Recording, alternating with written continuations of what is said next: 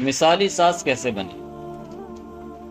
شادی کے بعد بچے کو آزادی دینی چاہیے۔ شادی سے پہلے بچہ کنوارا تھا اور پوری طرح ماں کی سپردگی میں تھا۔ جب اس کی شادی ہو گئی تو اب اس بچے کو آزادی دینی چاہیے، پریشان ہونے کی ضرورت نہیں۔ وہ آخر بیٹا ہے اور بیٹا ماں سے کبھی بھی دور نہیں جا سکتا۔ بس اللہ سے دعائیں مانگتی رہے اور خیر خواہی کی زندگی گزارتی رہے۔ توقعات کم کر دیں کہ شادی سے پہلے بیٹے کی موجودگی 100% تھی، لیکن شادی کے بعد اب اس کو اپنی بیوی بچوں کو بھی ٹائم دینا ہے۔ اس لیے توقعات خود کم کر دے، یعنی نئے حالات کو قبول کر لینا چاہیے، بجائے اس کے کہ انسان پہلے سے زیادہ امیدیں لگانا شروع کر دے۔ بہو کو گھر میں خوش آمدید کریں، یعنی آنے والی بچی کو محبت پیار سے رکھے اور اس کو فیملی کا حصہ بنائے۔ اس کا طریقہ یہ ہے کہ اگر بیٹا کوئی بھی بات کرے تو بیٹے کو مشورہ دیں کہ بیٹا اپنی بیوی سے بھی مشورہ کر لو، تاکہ میاں بیوی کا آپس میں تعلق اچھا رہے۔ اور ساس کو خوش ہونا چاہیے کہ بچے نے اپنی پسند کی بیوی چن لی ہے، لہٰذا جو اپنے گھر کی روزمرہ کی گفتگو ہے اس میں بہو کو بھی شریک کرنا چاہیے۔ بہو کو کام کرنے کی آزادی دیں۔ یہ ایک اصول ہے جس کا مطلب ہے کہ بہو کو اپنے تجربے سے سیکھنا چاہیے۔ ساس کو چاہیے کہ اس کو کام کرنے دیں۔ ہوتا یہ ہے کہ اگر وہ بچے کے لیے فیڈر بنا رہی ہے تو اس دوران اگر اس چھوٹی سی غلطی ہو گئی تو ساس فوراً تنبیہ کر دے۔ اب ساس تو اس کو تنبیہ خیر خواہی کی نیت سے کر رہی ہے، مگر بہو اسے نکتہ چینی سمجھتی ہے۔ وہ یہ سمجھتی ہے کہ مجھے ذلیل کر دیا، کیا مجھے بچے کا فیڈر بنانا بھی نہیں آتا، میں کوئی اتنی ان پڑھ ہوں۔ یاد رکھیں، اس میں دستور یہ ہے کہ اگر چھوٹی چھوٹی غلطیاں ہیں تو اس کو وہ کام کرنے دیں۔ اگر غلطی کرے گی تو اس سے سیکھا بھی کرے گی۔ بہت جلدی اس کو تنقید نہیں کرنی چاہیے۔ خود سے مشورہ دینا مداخلت ہوتا ہے۔ جب اس کو نصیحت نہیں چاہیے تو اس وقت اس کو مشورہ دینا یا مداخلت کہلاتا ہے، اس لیے اس سے پرہیز کرنا چاہیے۔ ساس بہو کے درمیان کوئی مشترکہ مشکل ہونا چاہیے۔ یہ اصول ایک طاقت کی حیثیت رکھتا ہے، مطلب یہ کہ دونوں کے درمیان ایک مشترکہ مشغلہ ہونا چاہیے۔ مثال کے طور پر گھر کے اندر درس قرآن کروانا یا نصیحت کی مجلس بنانا، یعنی کوئی ایسی سرگرمی جو ساس کو بھی پسند ہو اور بہو کو بھی۔ اس سے دونوں کا تعلق پہلی نسبت مضبوط ہوتا ہے۔ جب فون پر بات کریں تو بہو سے بھی ضرور بات کریں۔ صرف بیٹے سے بات کر لینا، اس سے بہو کے دل میں شکوک اور شبہات پیدا ہوتے ہیں کہ پتہ نہیں کیا بات تھی۔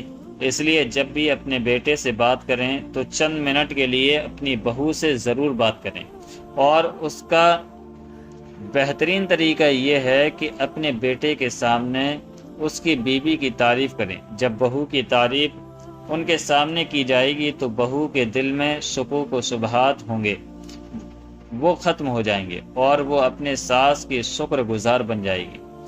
بہو کی محنت کی تعریف کریں۔ بہو اپنے بچوں کے لیے محنت کر رہی ہے، راتوں کو جاگ رہی ہے، سارا دن ان کی خدمت میں لگی ہوئی ہے، اس لیے ان کی حوصلہ افزائی کرنی چاہیے۔ جب ان کی حوصلہ افزائی کی جائے گی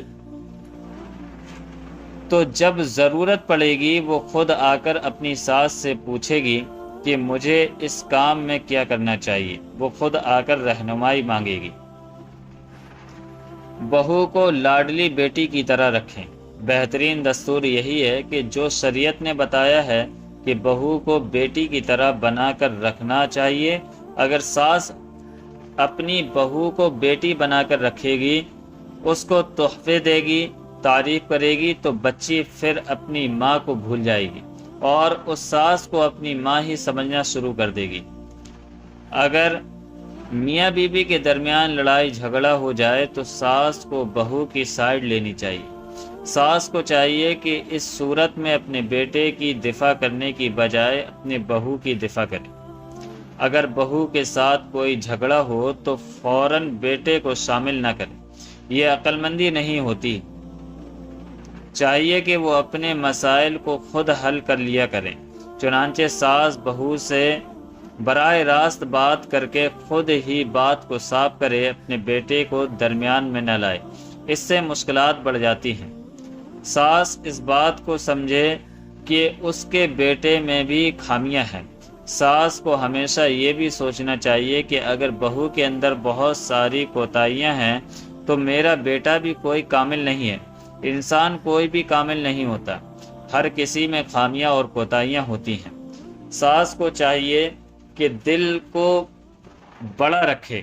ساس چونکہ عمر میں بڑی ہوتی ہے تو اس کو چاہیے کہ اس کا دل بھی بڑا ہو، اپنی بہو کو بیٹی کی طرح رکھے اور اپنے بیٹے کو سمجھا کر رکھے۔ ساس کو چاہیے کہ وہ بہو کے لیے دعا مانگا کرے۔ کہ انسان اپنی کوشش تو فوراً شروع کر دیتا ہے، لیکن دعا ایک بہترین کوشش ہوتی ہے۔ اگر اللہ سے دعا مانگے کہ اے اللہ میرے بہو کے دل میں میری عزت پیدا کر دے۔ ساس کو چاہیے کہ بیٹے کی شادی کے بعد خود اولاد پیدا نہ کرے۔ اللہ تعالیٰ کا عجیب قانون ہے کہ 50 سال کی عمر کے بعد عام طور پر اولاد نہیں ہوتی۔ بس اس کی حکمت کو سمجھنا چاہیے کہ یہ عمر اب پوتوں نواسوں کو پالنے کے لیے نہ کہ خود کے اولاد کے لیے۔ یہ کچھ اصول تھے جو بڑی محنت سے آپ کے سامنے پیش کیے ہیں۔ اللہ اس کو اپنی بارگاہ میں میری کوشش کو قبول فرمائے، اور اب میرے بھائیوں اور بہنوں کی ذمہ داری ہے کہ اس کو خوب پھیلائیں اور اپنے دوستوں کو بھی مینشن کریں اور اپنے گھروں میں والدہ کو بھی سنائیں۔ شاید کوئی ایک بھی عمل کر لے تو ہمارے لیے کافی ہے، اور مجھ کو اپنی دعاؤں میں ضرور یاد رکھیں۔ اور ہاں، میری طرف سے آپ سب کو اجازت ہے کہ اس کو آگے شیئر کرنے کی۔ اللہ ہم سب کے گھروں کو جنت سا بنا دے، آمین۔ کاش یہ بات تیرے دل میں اتر جائے۔ خواہش صرف اتنی ہے کہ کچھ الفاظ لکھوں جس سے کوئی گمراہی کے راستے پر جاتے جاتے رک جائے، نہ بھی رکے تو سوچ میں ضرور پڑ جائے۔